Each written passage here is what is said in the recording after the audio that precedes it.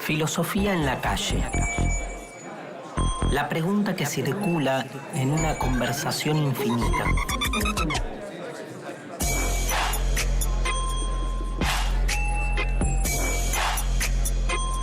La filosofía que vuelve a recuperar su vocación originaria. La pregunta por el porqué, irrumpiendo en una plaza, en una calle, en un río, pero sobre todo con el otro. Las obras clásicas de la filosofía diseminándose por la ciudad para que cualquiera se apropie de sus ideas y, si quiere, las incorpore para pensarse a sí mismo desde diferentes perspectivas. Pensarse por fuera del sentido común establecido. Emanciparse.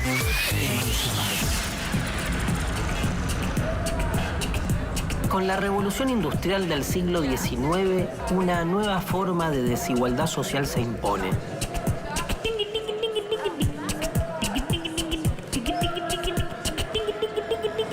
Karl Marx, en el Manifiesto Comunista, la denuncia y suelta su fantasma como una alternativa posible: el fantasma del comunismo.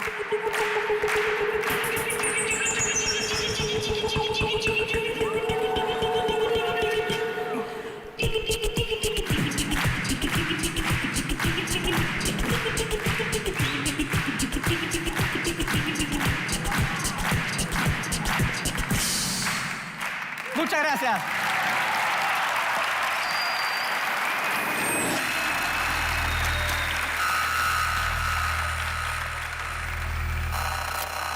Hay un filósofo francés llamado Paul Ricoeur que en un texto hace la siguiente clasificación.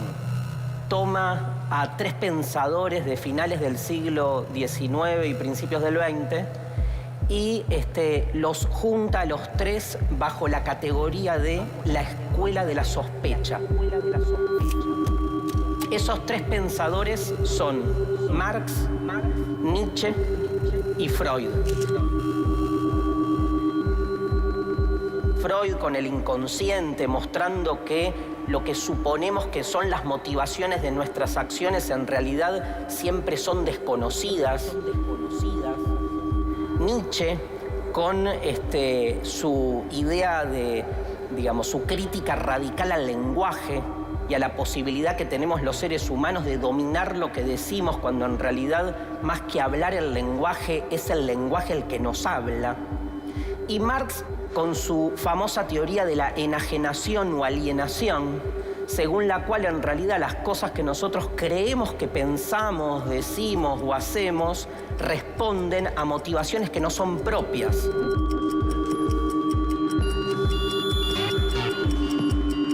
Lo que suponemos que son las motivaciones de nuestras acciones en realidad siempre son desconocidas.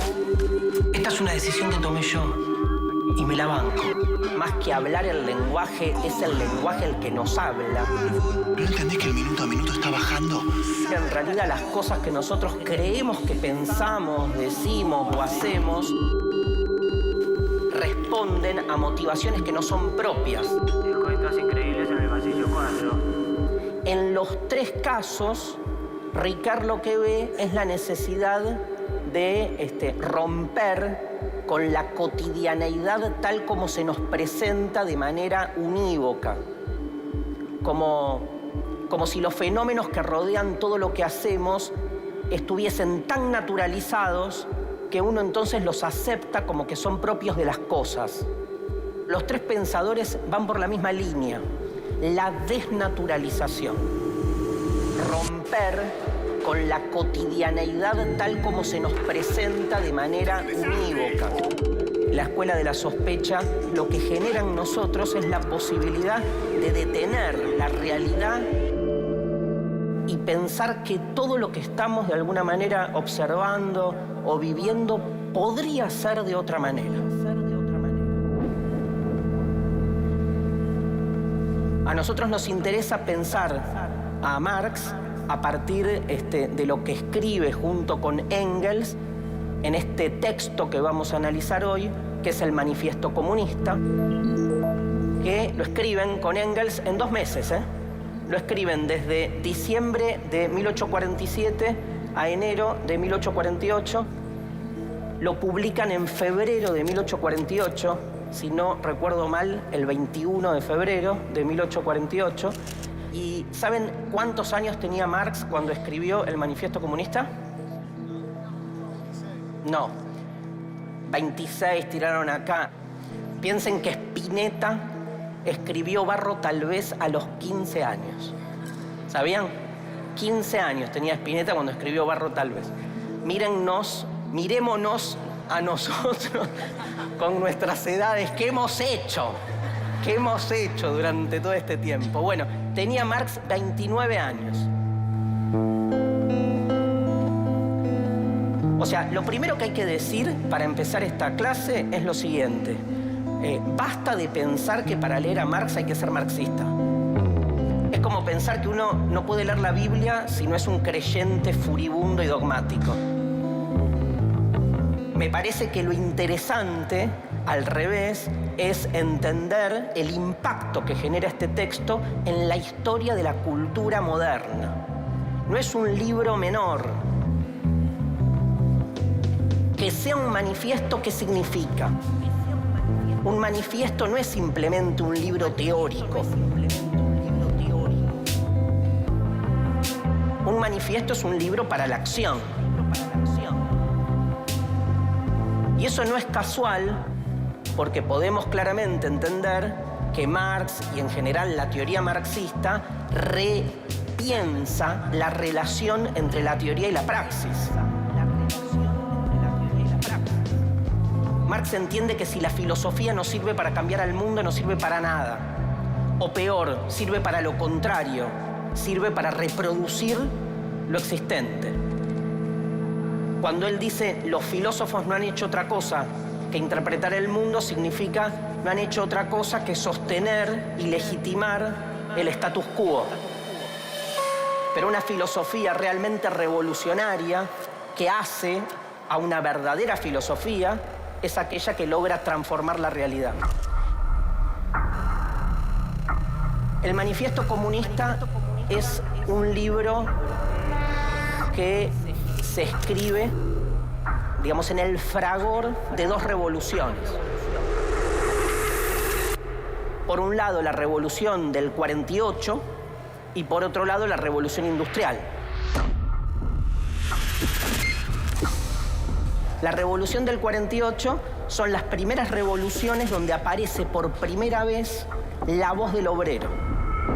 ¿Se encuentra bien, señor? El obrero como clase, lo que se llama la clase proletaria, ¿Qué va? Le agarró la caja y empieza a bajar. surge en consonancia con el surgimiento del capitalismo. Todo plástico, todo chino. Es fundamental entender esta idea de que la clase obrera nace, ¿sí?, junto con el capitalismo y que tiene un surgimiento histórico, porque a nosotros nos es fácil de nuevo, recuerden el principio de la clase, naturalizarla, o sea, hablar de que hubo obreros siempre, y nos olvidamos que en la antigüedad no había obreros, había esclavos, que en la Edad Media no había obreros, había vasallos. La revolución del 48 encuentra por primera vez a la clase obrera constituida y entonces la Liga de los Comunistas, o sea, estos personajes revolucionarios que empiezan a pensar en un cambio radical del mundo, se encuentran con esa revolución en su salsa. Por eso el manifiesto tiene que ver con esa época y tiene que ver con la otra revolución, que es la revolución industrial. La revolución industrial supone una transformación ¿en qué? En las condiciones de trabajo. En el inicio de todo cambio están los cambios en nuestras condiciones de producción. Sí, tenemos que ver... A ver, un cachito. Flaco, escuchame una cosa. ¿Qué pasa que llegas tarde siempre? No es la primera vez, ¿eh? No, pero una vez, otra vez, tenés cuidado. Dale, anda a laburar. Sí, discúlpame. O sea, todo cambio social se inicia siempre, dice Marx, en los cambios que la tecnología genera en nuestra forma de trabajar. Cambia el trabajo y después cambia todo. Tecnovisión, buenas tardes. Habla Oscar. ¿Usted se enchufó? Dígame su nombre de cliente. ¿Con J? Enchúfela. Me están llamando. Sí, yo estoy con eso. Buenas tardes. ¿Con J? No, señora, Pero por otro lado, lo que genera la revolución industrial es que se instala la idea de un cambio permanente. O sea, en la revolución industrial empezamos a asistir a la idea de que todo el tiempo se van revolucionando los medios de producción, que cada tantos años empieza a surgir un nuevo invento que modifica las formas en que trabajamos. Eso genera una sensación de cambio permanente. Es como que todo sucumbe, es como que nadie puede estar tranquilo ni seguro, nadie puede aferrarse a nada concreto, a nada estable. Y dice lo siguiente: todo lo sagrado se profana, todo lo sólido se desvanece en el aire. El texto de Marx comienza con una famosa frase que dice lo siguiente: un fantasma recorre Europa, el fantasma del comunismo. Todo el mundo obviamente va a poner el acento en esa frase, en la palabra comunismo.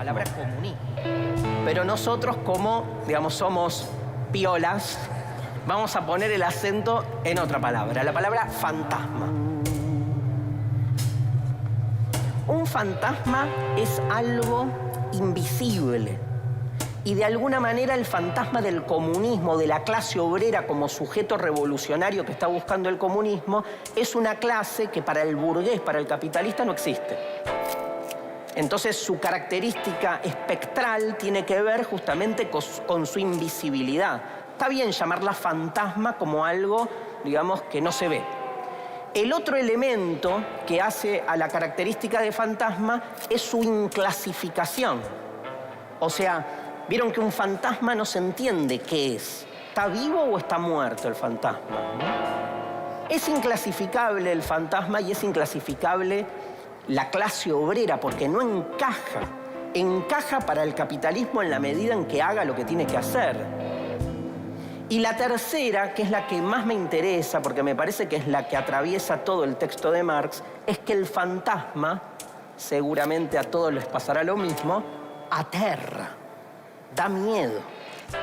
Entonces hay algo de un miedo muy fuerte que genera esto, ¿sí? El comunismo como una posición que con todas sus características, abolición de la propiedad privada, abolición de las patrias, abolición de la religión. Piensen que todas las posturas más extremas generan una sensación de quedo totalmente vacío.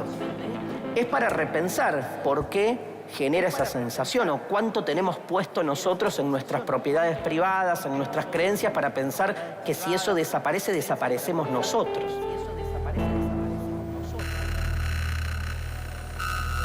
Otro tema que trabaja Marx es lo que después con el tiempo se fue llamando el materialismo histórico. Marx en ese sentido se pelea con, digamos, lo que vendría a ser su maestro, que es Hegel. Hegel pensaba que a lo largo de la historia los seres humanos nos íbamos emancipando porque íbamos progresando, siendo cada vez más conscientes de lo que somos. Y lo que hace Marx es invertir este esquema. Hay una famosa frase de Marx, hay muchas frases famosas de Marx, ¿sí? Otra de ellas que aparece en el prólogo a la contribución de la economía política, donde Marx dice: no es la conciencia la que determina su ser, sino el ser el que determina la conciencia. Para Marx, pensar es un efecto de una realidad material concreta. Marx no cree que pensando cambiamos el mundo. Marx cree que el mundo se cambia en su ser, en su materialidad, en el trabajo. la conciencia, la forma que tenemos de pensar es siempre un derivado. Creemos que cuando pensamos estamos pensando autónomamente. Marx pone el dedo en la llaga, ¿eh? Marx dice, uno piensa lo que otros necesitan que pensemos.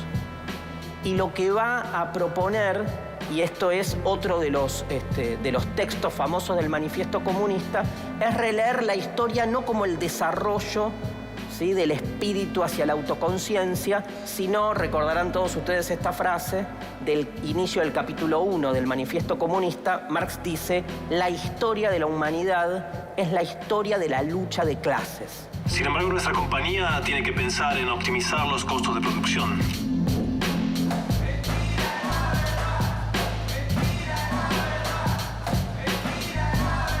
No están autorizados. Nosotros no tomamos ninguna propiedad, ¿eh? Nosotros tomamos la señal. Están interfiriendo ilegalmente en una señal de televisión privada. Porque hay intereses contrapuestos, porque hay clases en pugna. ¡Fuera de! Ese es mi control. Entren. Porque la historia la escriben los que ganan. Están todos trabajando para ustedes, señores. ¿Quién se creen que son? Lo que se encuentra uno a lo largo de la historia es esta lucha de clases que explota cada tanto, genera una revolución y el mundo cambia. O sea, todo bien con la antigüedad, pero para Marx lo más importante de la antigüedad, ¿qué es? Es que era una época donde el modo de producción era esclavista, donde la lucha de clases se manifestaba entre amos y esclavos. Entonces hay que potenciar ese elemento en la lectura de la historia antigua y no lo que leemos en los manuales de historia, que vienen las pirámides, el imperio griego y romano, como si no hubiese ahí un conflicto de clases permanente. Marx modifica la lectura de la historia, la lee como lucha de clases y llega al final a el tiempo en el que él está escribiendo, porque la última etapa histórica a la que llegamos después del feudalismo es el capitalismo. ¿Cuáles son las clases en pugna en el capitalismo? Dos. Por un lado la clase capitalista o burguesa y por otro lado la clase proletaria. Los burgueses son los dueños de los medios de producción y el proletario, ¿quién es? Es el que no es dueño de nada salvo de su fuerza, claro, su fuerza de trabajo. ¿Qué hace con su fuerza de trabajo? La vende. Y entonces, al no ser dueño de nada, sino de su cuerpo y de su fuerza de trabajo, cobra por ello un salario. En una de las tesis más conflictivas y más polémicas para el marxismo, ¿sí?, el salario, dice Marx, siempre es injusto. Porque para Marx es un problema técnico, no de cantidad. ¿A qué llama Marx plusvalía? A la diferencia entre lo que yo produzco como valor y lo que cobro después por ese trabajo. Porque para Marx el fruto del trabajo es entero para el que lo realiza. Pero como uno está asalariado, evidentemente el capitalista se va a quedar con su parte, que es la ganancia. Pero esa parte con la que se queda, por decirlo tranqui, es un robo. Por eso dice Marx que no hay otra manera para pensar un cambio de perspectiva social que la revolución.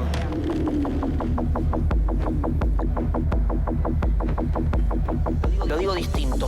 Supone una concepción filosófica de fondo muy radicalmente diferente a la que en el capitalismo se sostiene. O sea, no hay reforma posible en la alienación, porque el problema es de raíz. En los manuscritos económicos filosóficos, cuando describe lo que es la alienación es una palabra que viene de alio, que es otro. O sea, otro me constituye, me define, decide sobre mí. Estar enajenado o alienado significa que, digamos, no somos nosotros los que definimos nuestros deseos, nuestros pensamientos, nuestros sentimientos, sino que estamos repitiendo sin darnos cuenta lo que otros necesitan que seamos. Somos lo que otros necesitan que seamos. Eso es estar enajenado.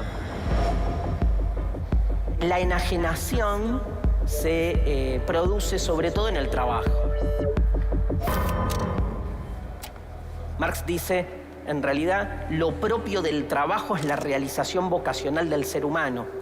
Pero como nadie trabaja de lo que quiere, porque tenemos que trabajar haciendo cualquier cosa para sobrevivir, en el lugar donde deberíamos realizarnos vocacionalmente, que es el trabajo, en realidad nos sentimos como animales, porque no hacemos nada que nos realice en términos de humanidad, sino que estamos haciendo tareas mecánicas nada más que para cobrar un mísero salario y sobrevivir a fin de mes. Y cuando nos vamos del trabajo y llegamos a nuestras casas, y en nuestras casas solo hacemos funciones mínimas, animales, entre comillas, como comer, dormir y otras de esas cosas que hacen los seres humanos naturalmente y biológicamente en su casa, o sea, lo que compartimos como función animal, en definitiva, es lo que nos hace humanos. Para ir cerrando, Marx, en el final, lo que hace es pelearse, por decir así, contra las críticas que se le realiza al comunismo. Lo que hace Marx es disolver la crítica, invirtiendo el carácter de sentido de lo cuestionado. 3 ejemplos que son los 3 más fuertes que trabaja Marx. Marx dice, se le critica al comunismo que el comunismo lo que hace es abolir la propiedad. Entonces, Marx, ¿qué dice? No es cierto que el comunismo quiere terminar con la propiedad. El comunismo quiere terminar con un tipo de propiedad que se nos impone como única, que es la propiedad privada. El gran éxito del capitalismo es haber instalado que propiedad es igual a propiedad privada. Hay otras formas de propiedad. Por ejemplo, la propiedad colectiva. Entonces, ¿qué hace Marx? Cuando le critican al comunismo que está en contra de la propiedad, Marx dice, no, es todo lo contrario. Nadie defiende más la propiedad que el comunismo, pero la propiedad colectiva, no la propiedad privada. En esa misma lógica, dice Marx, se cuestiona el comunismo de querer abolir o destruir la familia. Marx dice, no, cero, al revés. Lo que hace el marxismo es denunciar que las familias que existen hoy en nuestras sociedades son familias funcionales, ¿sí?, al sistema de producción vigente. O sea, nuestras familias se han terminado convirtiendo en unidades productivas. Dice Marx, el obrero no tiene familia. Porque no es como el burgués que puede estar con su familia, trabajar con ellos, salir de paseo, formarlos. O sea, el obrero está todo el día laburando. Y cuando llega a su casa, llega muerto. Entonces hay una injusticia estructural. O sea, que no nos corran a los comunistas diciéndonos que estamos en contra de la familia. Si la clase obrera no tiene familia.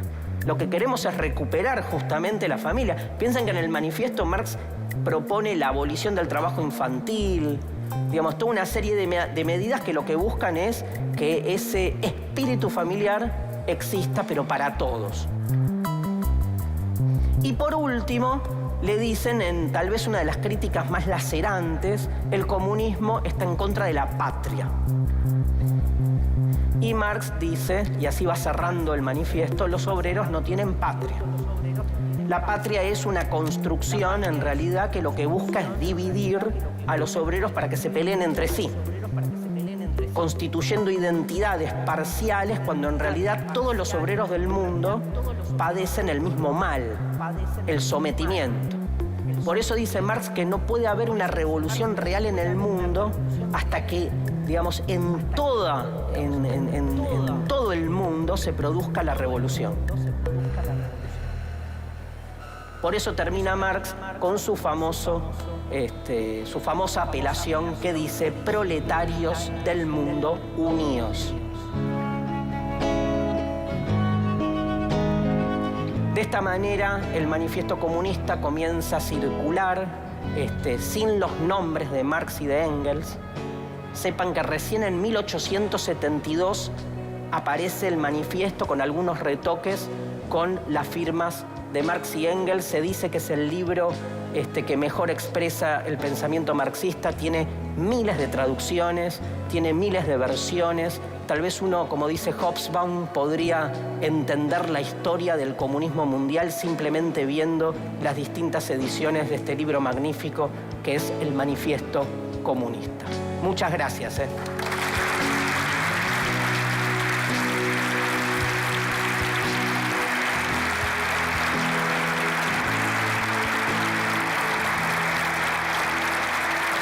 Grosos.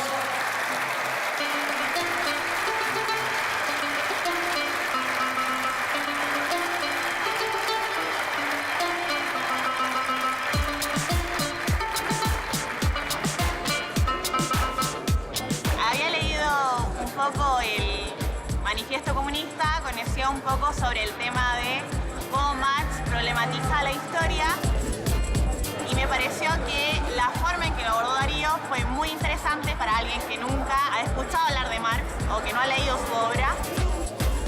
En cuanto a la lucha de clases, creo que es una realidad que sigue trascendiendo en nuestra sociedad hoy en día porque siguen existiendo clases sociales con intereses quizás antagónicos, ¿no? Como es el proletariado y la burguesía, los cuales son los dueños de los medios de producción. La cuestión de la propiedad privada o la propiedad colectiva o distintos tipos de propiedad, no necesariamente tiene por qué ser uno de esos dos, me parece bastante interesante, particularmente porque, así como marcaba Darío durante la clase, el hecho de pensar solamente la propiedad como propiedad privada y que esa sea la única manera, creo que es una de las causas de los principales problemas que tenemos en la sociedad.